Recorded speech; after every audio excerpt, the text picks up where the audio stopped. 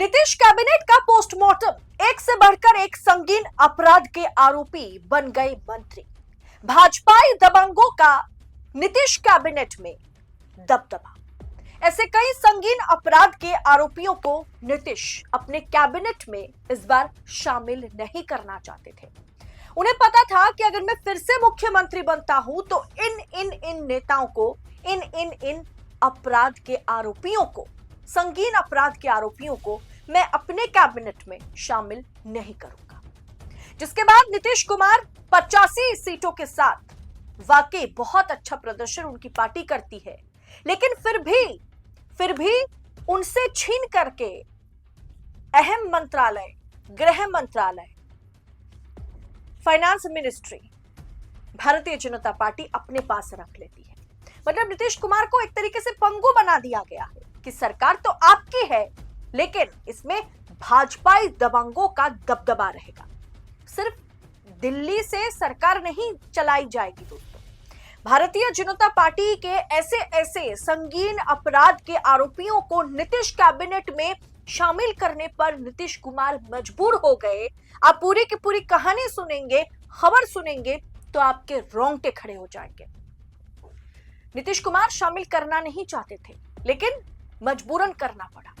कौन कौन से ऐसे क्रिमिनल ऑफेंस के अपराधी नहीं, माफ कीजिएगा, आरोपी हैं, क्रिमिनल ऑफेंस के आरोपी हैं, जिन्हें मोदी शाह के सिफारिश के चलते मंत्री बनाया गया। एक एक कर आपके सामने रखूंगी, तो वीडियो को आखिर तक जरूर देखें। नमस्कार, मैं हूं आपके साथ अदिति और आप 4 PM न्यूज नेटवर्क देख रहे हैं। दोस्तों, सबसे पहले नरेंद्र मोदी ने कहा था कि ये कट्टा चलाने वाले, इनकी पहचान कीजिए। कट्टा चलाने वाले, जंगल राज में राज करने वाले नेताओं की वापसी बिहार में नहीं होगी। लेकिन अब जब मैं इस कैबिनेट का पोस्टमार्टम करूंगी ना, टॉप 4-5 लीडर्स के नाम आपके सामने रखूंगी, बैकग्राउंड रखूंगी, आरोप को रखूंगी, तो आपको समझ में आ जाएगा कि किस तरीके से दबंगों का सरकार अब बिहार में चलेगा। दोस्तों, सम्राट चौधरी, पहला नाम है Samrat Choudhary, deputy CM of Bihar. सिर्फ आरोपी नहीं है, वो दोषी भी पाए गए थे, वो जेल भी गए थे और जेल से खुद को नाबालिग कहने के चलते उन्हें छोड़ा भी गया था। अब दोस्तों, उन्हें बिहार में अपराधियों की आने वाली सरकार जो है, मतलब अपराधियों की जो सरकार बनी है बिहार में, उसमें टॉप लेवल पर सम्राट चौधरी है, जो जेल भी जा चुके हैं और संगीन अपराध के आरोपी। उसके बाद उन्हें जेल भेजा गया, फिर वो जेल से बरी होकर के बाहर आए। अब उन्हें डिप्टी सीएम बनाया गया, जंगल राज को खत्म करके। अब मैं आपको बता देती हूं, गृह मंत्रालय उनके पास है, पुलिस मुट्ठी में है। सम्राट चौधरी के मुट्ठी में जो है वो गृह मंत्रालय है, जो नीतीश से छीना गया। Z+ security, Y+ security, Z++ security की मंजूरी उन्हें मिल गई है। अब देखिए दोस्तों खबर, सम्राट चौधरी को मर्डर केस में गिरफ्तार करे सरकार, ये प्रशांत किशोर ने बताया था। सुनिए प्रशांत किशोर के मुंह से वो किस तरीके से सम्राट चौधरी की पोल पट्टी खोल करके रखती थी मर्डर केस को लेकर के। एनडीए को वोट देने वाले लोग एक बार जरा जान जाइए कि आपका उप मुख्यमंत्री मर्डर का एक्यूज है, जेल में रहा है और जेल से सिर्फ इसलिए छूटा क्योंकि इन्होंने प्रमाण दिया कि हम नाबालिग हैं। सदानंद सिंह, उनकी हत्या हुई, जिसमें एक नामजद अभियुक्त है, जेल गए। दोस्तों, डिप्टी सीएम सम्राट चौधरी, आरोप क्या था? 1995 के एक हत्याकांड में शामिल होने का आरोप, उम्र के योग्यता से जुड़े दस्तावेजों में गड़बड़ियां। 1995 में एक मर्डर केस में उनका नाम आया था और हत्याकांड में शामिल होने का उन पर आरोप लगा था। तब वो 18 साल के भी नहीं हुए थे, माइनॉर थे, इसीलिए उन्हें बाद में छोड़ दिया गया। इसके बाद दूसरे नंबर पर हैं दिलीप जायसवाल।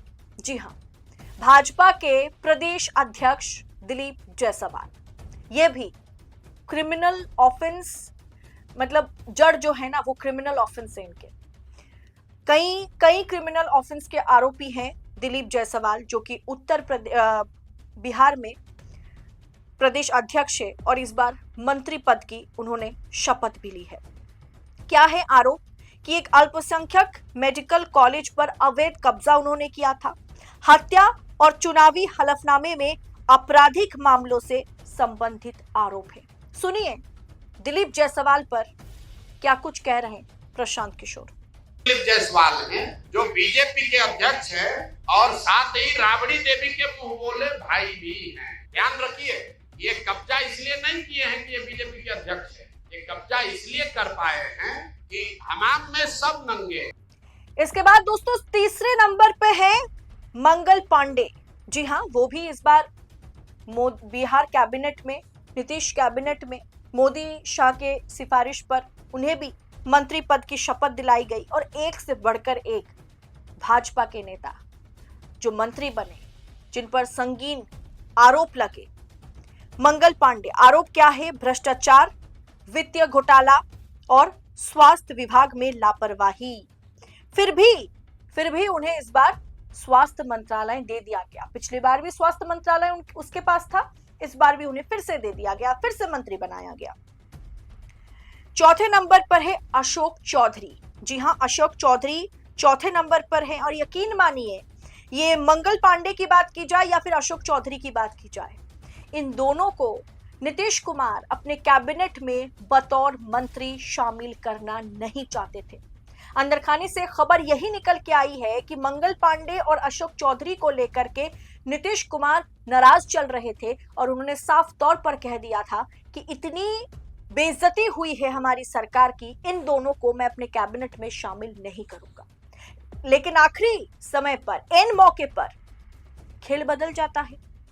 जो लिस्ट दिल्ली से बिहार पहुंचाई जाती है, उसी लिस्ट के मुताबिक फैसला किया जाता है और नीतीश के आगे मोदी शाह की भी नहीं चलेगी। गृह मंत्रालय और फाइनेंस मिनिस्ट्री, वित्त मंत्रालय हाथ से निकलने के बाद सबको दूध का दूध और पानी का पानी समझ में आ गया है। अब ये अशोक चौधरी जो है वो भी आरोपी हैं। किसके? भ्रष्टाचार, आय से अधिक संपत्ति उनके पास है। अपनी बेटी के लिए लोकसभा टिकट खरीदने का भी आरोप उन पर लगा था और गंभीर आरोप, संगीन आरोप के आरोपी को इस बार नीतीश कैबिनेट में जबरदस्ती मोदी शाह के सिफारिश पर शामिल करवाया गया। इन चार जो नाम है, यानी सम्राट चौधरी, दिलीप जायसवाल, अशोक चौधरी और उसके बाद मंगल पांडे, एक से बढ़कर एक खिलाड़ी, संगीन आरोपों के आरोपी, संगीन अपराध के आरोपी नीतीश कुमार ने इस बार अपने कैबिनेट में उन्हें जगह दी और इन चारों को लेकर के मामला बहुत गरमाया हुआ है। नीतीश कैबिनेट में भारतीय जनता पार्टी के दबंगों की किस तरीके से दबदबा आगे चलेगा, ये तो आपको कुछ समय बाद पता चलने लगेगा।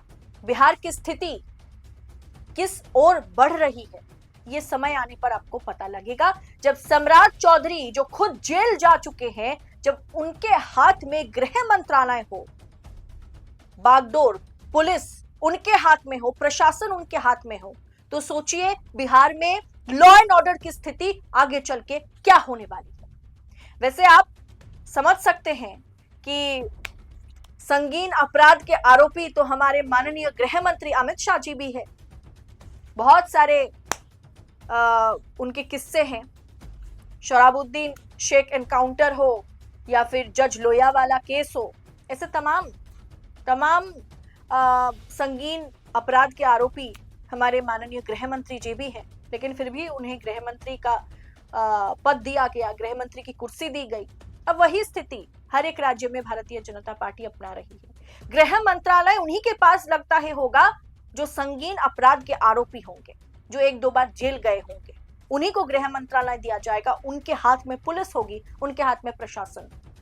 फिलहाल दोस्तों, इस चार नेताओं पर, चार नए बनाए गए मंत्रियों पर आपकी राय क्या है?